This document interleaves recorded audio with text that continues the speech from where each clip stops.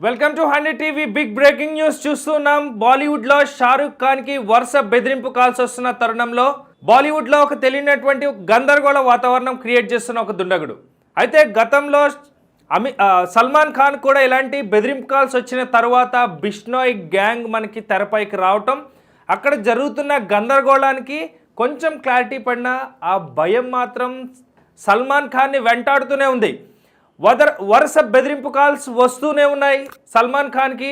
అయితే ఇప్పుడు షారుఖ్ ఖాన్ కూడా వరుస బెదిరింపు కాల్స్ వస్తూ ఉన్నాయి. అయితే ఆయన డబ్బు డిమాండ్ చేసినట్టుగా కూడా కనిపిస్తుంది.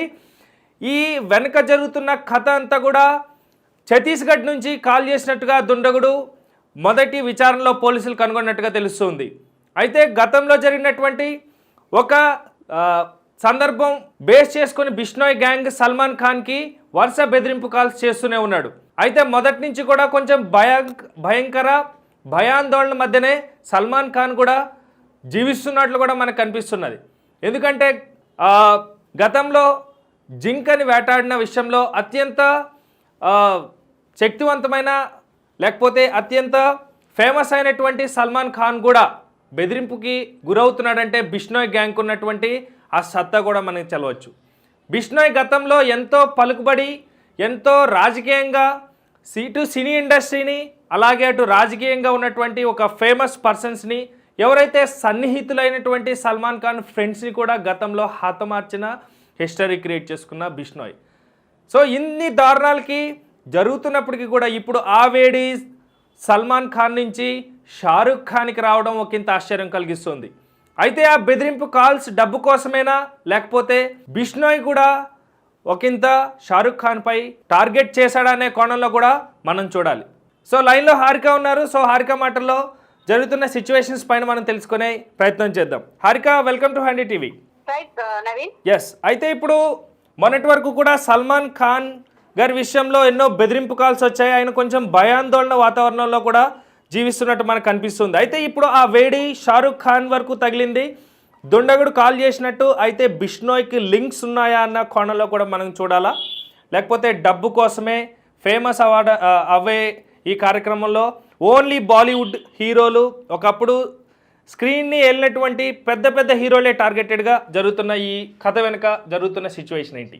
డెఫినెట్గా నవీన్, ఇది ఒక అంటే పెద్ద పెద్ద యాక్టర్స్ ని వాళ్ళు ఫేమస్ అవ్వాలి అని చెప్పేసి ఆ కోణంలో అయితే కాదు, డెఫినెట్ గా డబ్బు కోసము అని చెప్పేసి మనం ప్రిడిక్ట్ చేయలేము. ఆయన ఏ విషయానికైనా మనం చూసుకుంటే ఇప్పుడు మనం మొదటి నుంచి చూసుకున్నాం. అంతకు ముందు పంజాబీ సింగర్ సిద్ధు మూసేవాళ్ళని హత్య చేశారు బిష్నోయ్ గ్యాంగ్. ఆ తర్వాత చాలా రోజులు సైలెంట్ అయిపోయారు. ఇప్పుడు సడన్ గా మళ్ళీ బాబా సిద్దికి ఎంత ఫేమస్ పర్సనో మనం ప్రత్యేకంగా చెప్పక్కర్లేదు. అవును, అటు రాజకీయం నుంచి ఇండస్ట్రీ నుంచి కూడా మధ్యవర్తిగా ఉన్నటువంటి పర్సన్. ఎందుకంటే సమన్వయం చేస్తూ ఉండేది. ఎందుకంటే రాజకీయ నాయకులకి సినిమా హీరోలకి అత్యంత సన్నిహితంగా ఉంటారు.